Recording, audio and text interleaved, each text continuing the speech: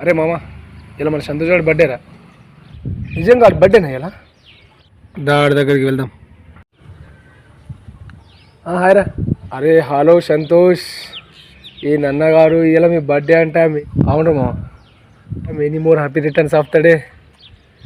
Thank you మామ, thank you. గీడేం చేస్తున్నావు మళ్ళా నువ్వు?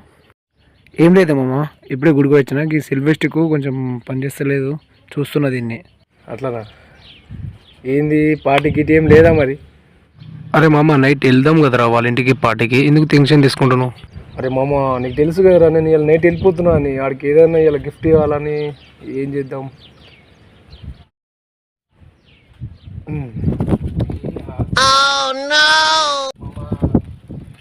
అరే మామ